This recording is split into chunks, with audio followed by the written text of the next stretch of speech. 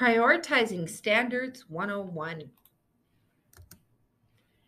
Before we can implement standards-based planning and instruction, educators must analyze the standards and transform them into a guaranteed and viable curriculum. Prioritized standards clearly articulate which skills and what content each student should master in each grade level. The prioritized standards will be the same at all schools in the district. At Bismarck Public Schools, this phase of the implementation occurs at the district level through our guiding coalition teams. This video will include a description of priority standards, an explanation of the process and criteria used to select standards, and how to find the standards for Bismarck Public Schools. The first step in creating a standards-based learning system is to choose or sort the relevant standards into a manageable set of content. Teachers have to teach a variety of standards. They are all important, but not all these standards are of equal importance. Teachers must determine which are priority standards or the viable focused set of standards for each content area, course, or grade level. The remaining standards are supporting standards. Supporting standards will still be taught, but not the main focus of units or assessments. Here's an example of third grade science standards that have been prioritized. Notice all of the standards are listed, but the priority standards are in bold print. The secondary example is of a proficiency scale used for pre-calc. Notice the priority standards are listed first and the supporting standards identified underneath. We can look at priority standards as fence posts that dig deeper and supporting standards like the fence rails connecting and supporting the priority standards.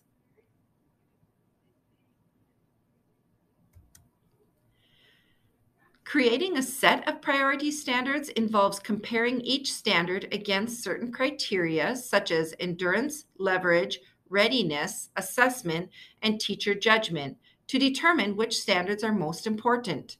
The goal is to have a list of 12 to 15 priority standards per course or content area per year. There may be many additional supporting standards that find their place as secondary learning targets. The first criteria is endurance. Will the knowledge and skills of this standard be used long after students are tested on the standard? The second criteria to consider is leverage. Does the standard include knowledge and skills that will cross over into other content areas? Is the standard necessary for student readiness to learn new knowledge later or in another course? Will this standard appear on high-stake assessments? A teacher may also use their professional opinion to determine if this standard is an important skill for students to master. After using this criteria to assess each of the standards for a specific content area, course, or grade level, the next step is to compare the results. Those that meet several of the criteria are likely to become priority standards. The rest may become supporting standards. BPS guiding coalition teams have prioritized the standards for most content areas and will continue to prioritize standards for all. After the standards are prioritized, they should be practiced and aligned with current curriculum resources. Feedback will be collected and the prioritized standards will continue to be reviewed and revised. Once you have identified the priority standards, the next step is to create documents that will guide your use of the standards through the steps of the learning ahead. These documents are called proficiency scales. Proficiency scales are the way that priority standards come to life in a classroom, and they are the next step in the instructional cycle.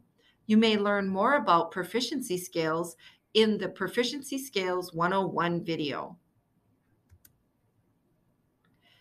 To find the BPS standards, go to bismarckschools.org and click on the curriculum link at the top of the web page.